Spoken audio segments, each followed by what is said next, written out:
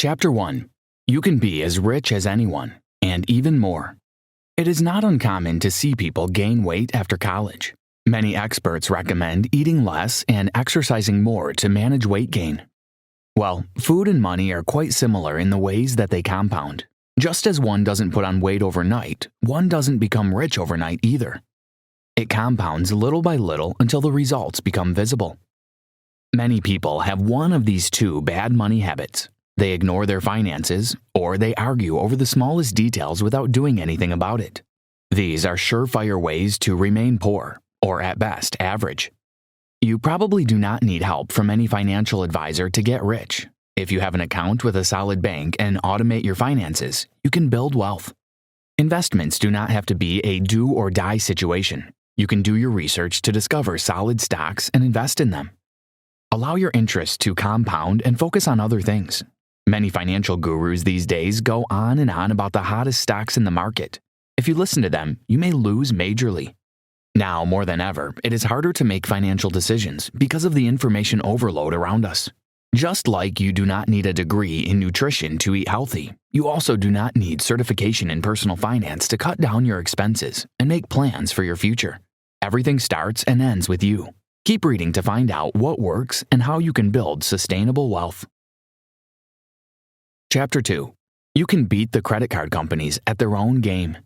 Once you learn to be a good negotiator, you can save yourself a considerable amount of money. Credit cards can be a bit tricky, but you should never let them intimidate you. The media has been mostly responsible for the fear people have around credit cards. The stats, headlines, and emotions that surround debts and credit cards paralyzes a lot of people. There is a way out, a different approach to credit card issues. Credit cards give you thousands of dollars worth of perks, but most people are playing the game wrong. Boost your overall credit by optimizing your credit cards by using them as an investment tool. You can negotiate with credit card companies and learn the perks that nobody talks about. The secret to managing credit cards is finding the balance between paying your bills on time and spending over your limit. There are commandments of credit cards that must be followed. Some of these are: pay off your credit card when it's due. Try to get discounts. Do not settle for a high annual percentage rate, APR. Maintain your cards for a long time and keep them active, but also keep them simple. Get more credit to improve your credit utilization rate. Use your credit card's secret perks. Some of these perks include automatic warranty doubling, car rental insurance, trip cancellation insurance, and concierge service. Credit cards can help you track your spending. Put all your purchases on large credit cards and you'll find it easier to categorize your expenses. Your credit utilization rate accounts for 30% of your overall credit score. You should pay off your debt to boost your score. Only after you've already paid off your debt should you try to increase your available credit. To clear credit card debt, calculate how much you owe, pay off crucial ones first, seek lower APR, and figure out where the money to pay off your credit cards will come from. After doing these, you can now start paying more money toward your debt. This week, ensure that you get your credit score and credit report. Set up your credit card, and make sure you're handling your credit cards effectively. You should also pay off your debts slowly. Chapter 3. Open high-interest, low-hassle accounts and negotiate fees for higher profits. Having organized your credit cards, it is time you got your bank accounts set up right. Banks are the backbone of your personal finance infrastructure. Therefore, you need to carefully pick the right ones, optimize them, and cut off unnecessary fees. A rule of thumb in picking the right banks is that the good ones offer better services with no extra fees, while the bad ones offer ever-increasing fees and unnecessary products, and devise even more ingenious ways to screw you out of your money. Beyond interests from loans, banks make a lot of money from overdraft fees. They won't warn you or protect you. They just rip you off. Unfortunately, many people stick with the banks that hurt their money. Learning the basic stuff about accounts equips you with the knowledge you need to protect your money. Unnecessary fees are usually attached to checking accounts. Your checking account is the backbone of your financial system.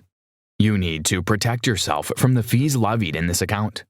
Savings accounts are where you put your short to mid-term savings.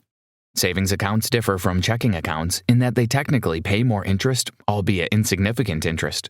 The money you keep in a savings account is used for goals like a vacation, rent, or an emergency fund. The secret is to have both a checking account and a savings account in two separate banks. Having your money in two separate accounts and two separate banks uses psychology to keep your savings growing.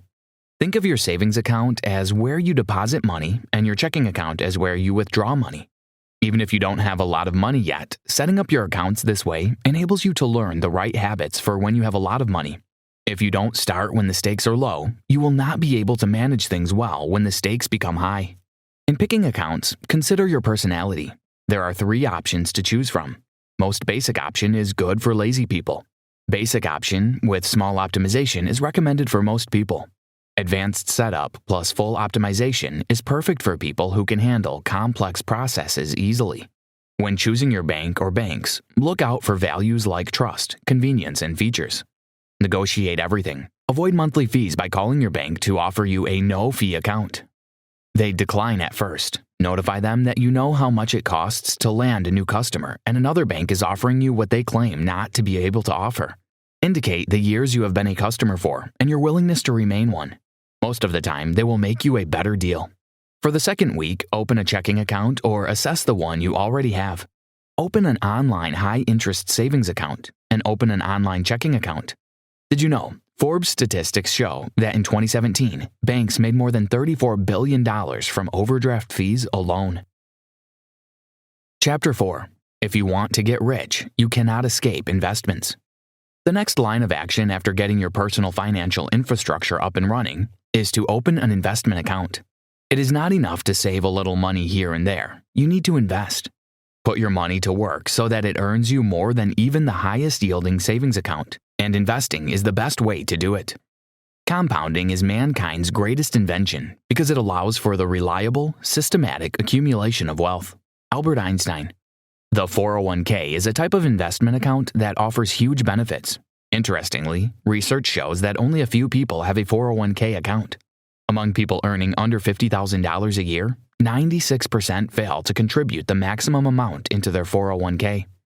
Investments allow you to escape inflation and give you incredible results. While some people are constrained by their circumstances, the majority of people will never be wealthy simply because they have bad money attitudes and behaviors. In reality, most people in their 20s are Bs. They're not amazing, but they're not terrible either. They still have time to set aggressive investment goals, but if they don't take any action, they end up inevitably becoming Cs. The Cs are a lost cause. Don't let that happen to you. Be an A. Manage your money properly and look for ways to scale up whatever you are doing.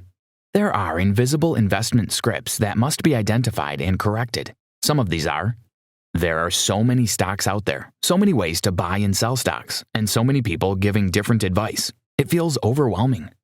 I feel like I'm always buying at the highs, and I don't want to be the person who buys into the market when it peaks. There are 6 systematic steps you should take to invest. This is called the ladder of personal finance. Each step builds on the previous one. Step 1. If your employer offers a 401k match, invest to take full advantage of it and contribute just enough to get 100% of the match. Step 2. Pay off your credit card and any other debt.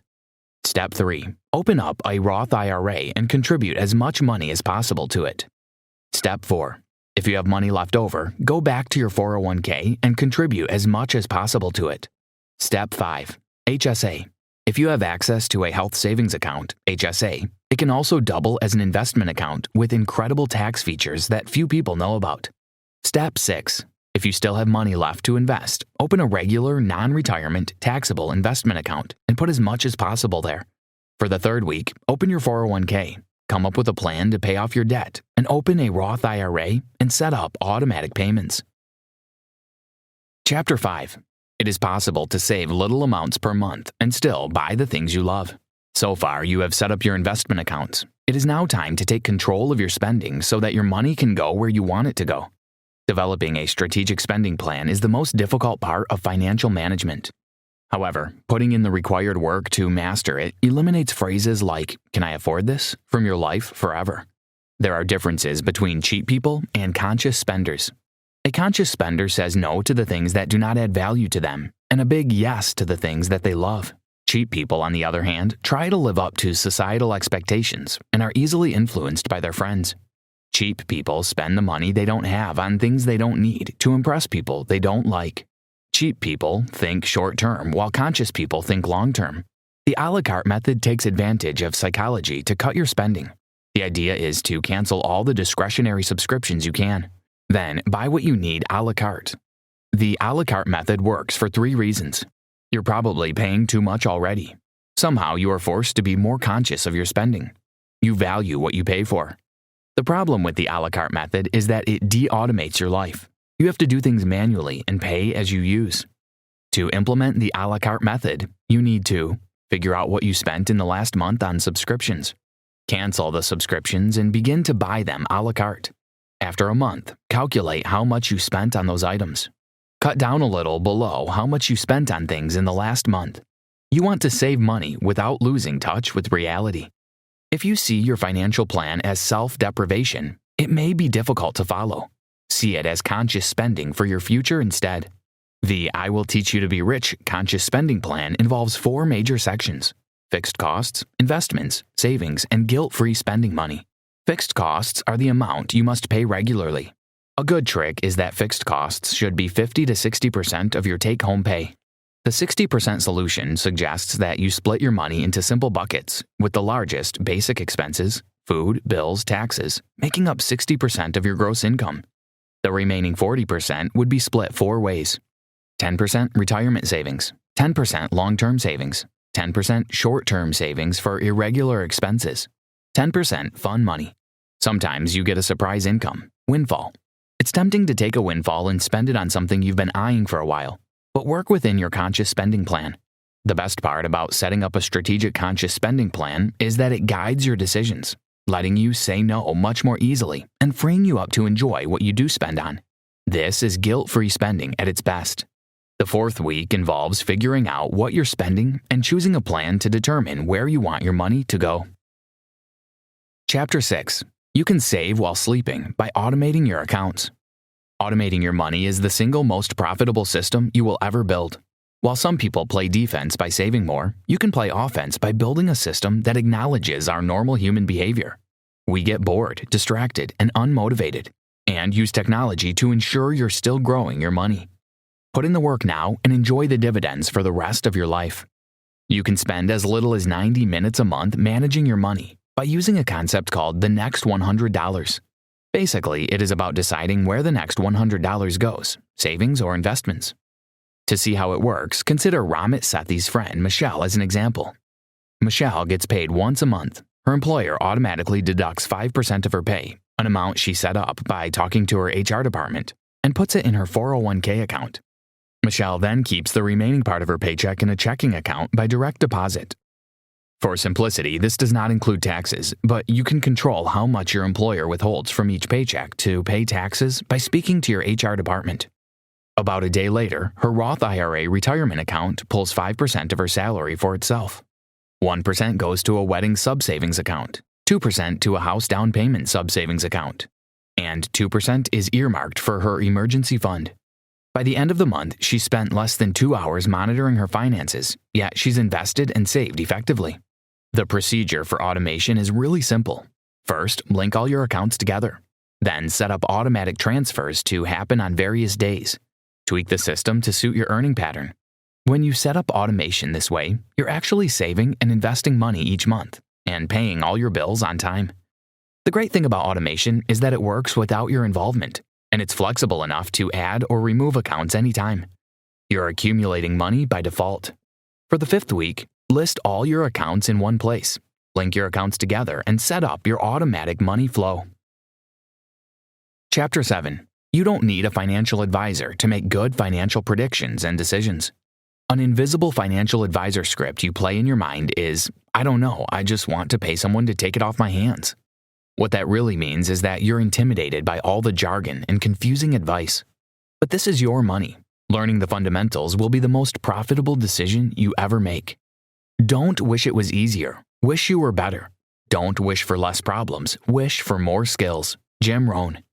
In The Smartest Investment Book You'll Ever Read, Daniel Solon cites a study conducted by Professor Edward S. O'Neill from the Babcock Graduate School of Management, now the Wake Forest School of Business. He figured that investors, both private and institutional, and particularly 401k plans, would benefit more by investing in passive funds than in trying to pick expensive fund managers who claim to be able to beat the markets. If you do the necessary research, you can manage your funds on your own without external fund managers. Yet, we all know that money isn't purely rational. Even seeing the clear math here. It's emotional. So once and for all, let's tackle the invisible money script that keeps people believing that active investment is worth it. Then we can start investing. Chapter 8. You don't have to be rich to invest in stocks and other funds. Automatic investing is a simple way of investing in low-cost funds that is recommended by many successful people. It involves carefully deciding how you want to distribute your money across your portfolio. You also need to pick specific investments and automate your regular investments so you can relax while your money keeps growing. Pick a simple portfolio that will make you rich, charges less, and promises superior performance. Automatic investing is the best way to invest. Automatic investing may not seem as great as trading in high-risk hedge funds and stocks, but it works a lot better. You can reach a crossover point where your investments earn enough to fund your expenses automatically. Then you don't have to work anymore. The acronym FIRE captions it best. It means financially independent, retiring early. There are two types of FIRE, lean FIRE and fat FIRE. Lean FIRE are people who have decided to live on a lean amount of money, $30,000 to $50,000 a year in perpetuity. Fat FIRE is for people who want to live an extravagant life at the highest levels of spending. For example, in 2018, Oprah Winfrey bought a house for $8 million. That seems outrageously expensive, right?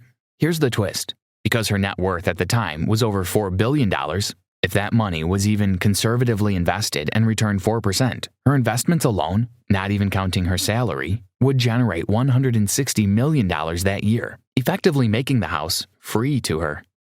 For the 6th week, figure out your investing style and research your investments. Conclusion.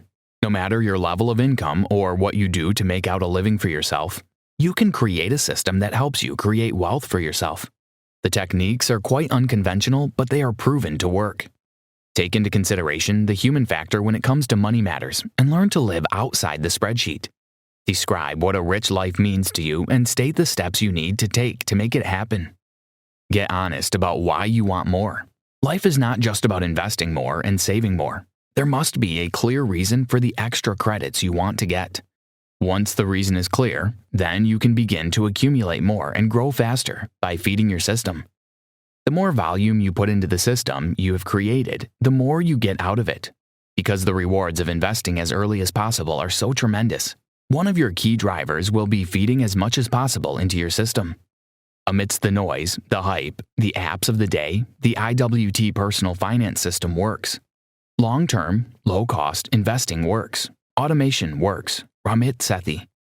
Ignore the noise of money advice. Everyone's got advice based on the way they handle money. Just ensure you sort out your credit cards, open high-interest savings and checking accounts, open a 401k and investment account. Track your spending, automate your transactions, and learn more about investments. These 6 steps are guaranteed to make you rich and keep you financially satisfied. Try this. Follow all the action steps highlighted in each chapter. Also, outline plans that you have for each period of your life. Be more scrupulous with your financial planning and introduce your loved ones to these tips as well.